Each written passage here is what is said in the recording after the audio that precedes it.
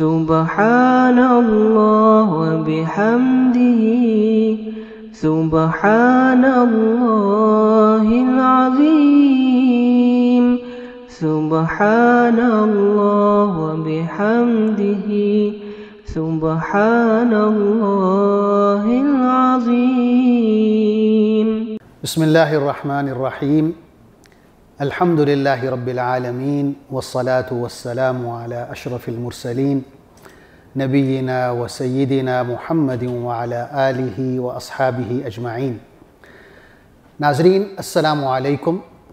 ہماری آج کی گفتگو کا موضوع ہے آداب دعا۔ حدیث میں آتا ہے لیس شیء اکرم علی اللہ تعالی من الدعاء۔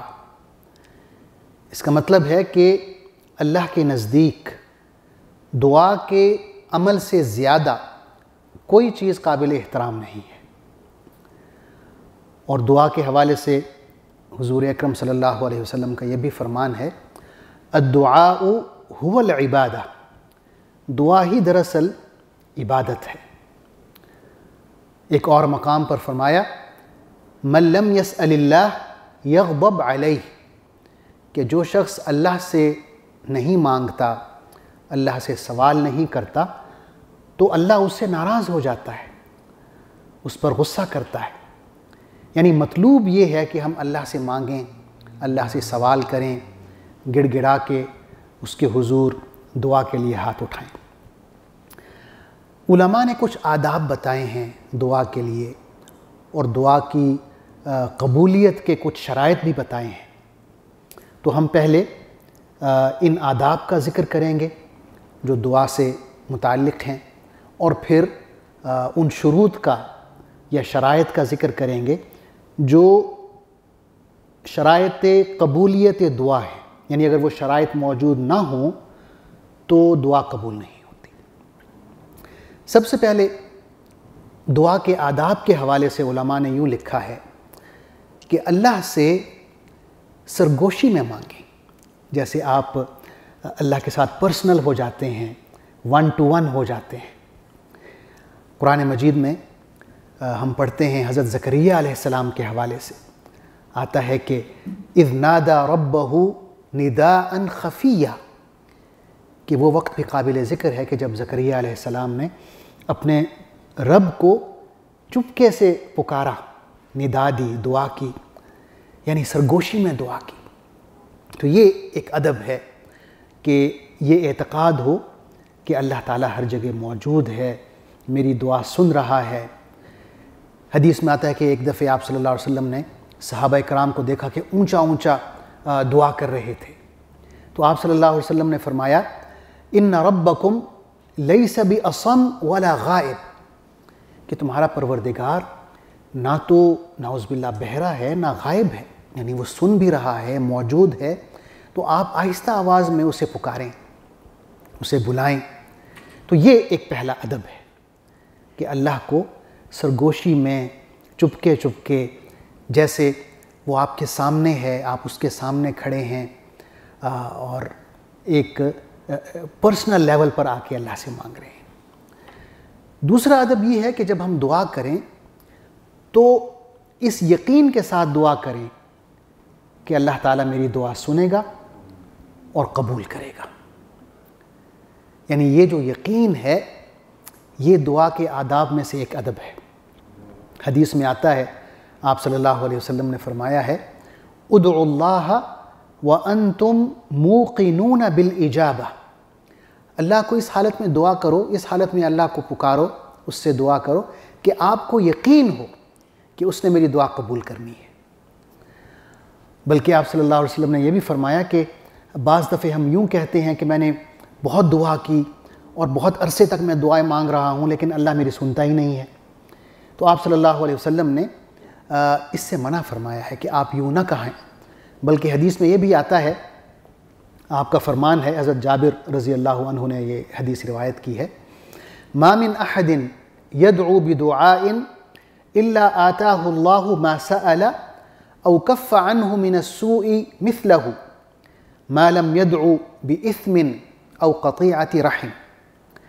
اس کا مطلب یہ ہے کہ جو شخص بھی دعا کرتا ہے اللہ تعالیٰ اسے یا تو اس کی مراد پوری کر دیتا ہے، اس کی دعا قبول کر دیتا ہے، یا اس کے برابر اس سے کوئی برائی روک لیتا ہے، کوئی نقصان دہ چیز جو اس کی طرف آ رہی ہوتی ہے اس سے بچا لیتا ہے، محفوظ کر لیتا ہے۔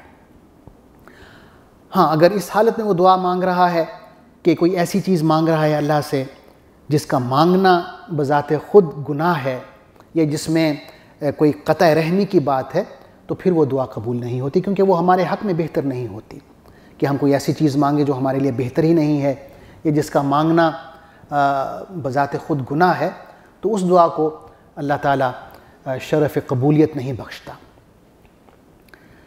دعا کے آداب میں ایک یہ بھی ہے کہ صرف اس وقت اللہ کو یاد نہ کیا جائے جب ہم کسی مصیبت میں گرفتار ہوں، بلکہ آسودگی میں بھی، کشادگی میں بھی، جب ہمارے حالات اچھے ہوں، خوشحالی میں بھی اللہ کو یاد رکھا جائے، اس سے دعا کی جائے، یعنی ہر حالت میں اللہ سے دعا کرنا مطلوب ہے۔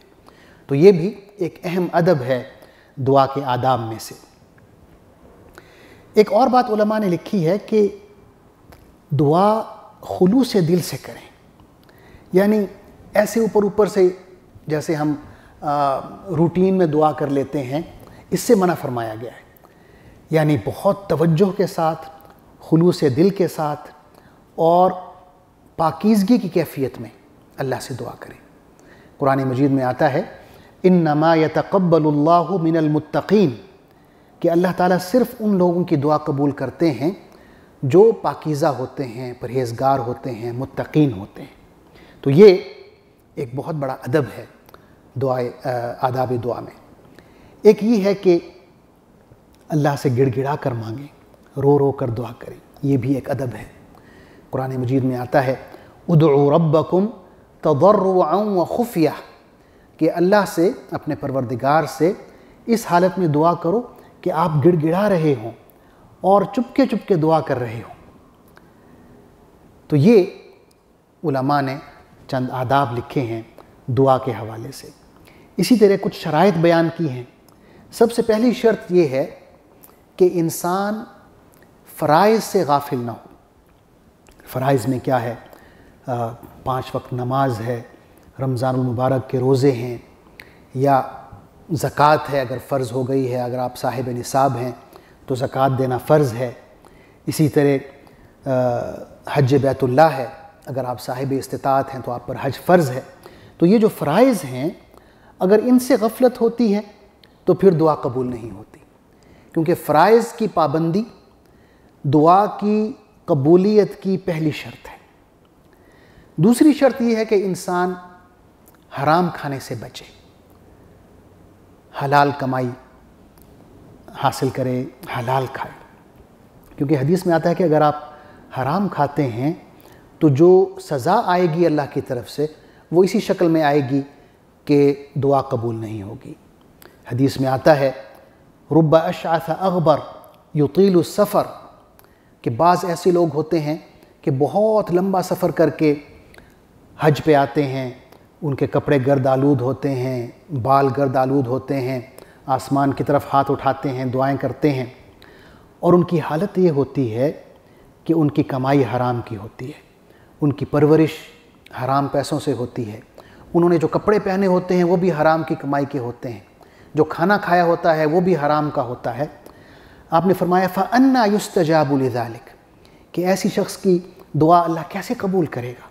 یعنی ناممکن ہے کہ اللہ ایسے شخص کی دعا قبول کرے جو حرام کھاتا ہے، جس کی کمائی حرام کی ہے۔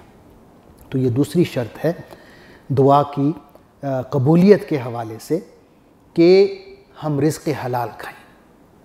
تیسری شرط علماء نے یہ لکھی ہے کہ ہماری دعائیں اس وقت تک قبول نہیں ہوں گی جب تک ہم نیکی کا حکم نہ کریں اور برائی سے لوگوں کو نہ روکیں، امر بالمعروف و نہی عن المنکر، کیونکہ حدیث میں آتا ہے حضور اکرم صلی اللہ علیہ وسلم نے قسم کھائی اور فرمایا واللہ لتأمرن بالمعروف ولتنہون عن المنکر او لیختمن اللہ علی قلوبکم فتدعونہ فلا یستجیب لکم، کہ میں قسم کھاتا ہوں کہ یا تو تم نیکی کا حکم کرو گے اور برائی سے روکو گے، ورنہ یوں ہوگا کہ اللہ تمہارے دلوں پر مہر لگا دے گا، اور پھر سزا کے طور پہ یہ ہوگا کہ تم اسے پکارو گے اور وہ تمہاری پکار نہیں سنے گا، تم دعا کے لیے ہاتھ اٹھاؤ گے اور وہ تمہاری دعا قبول نہیں کرے گا۔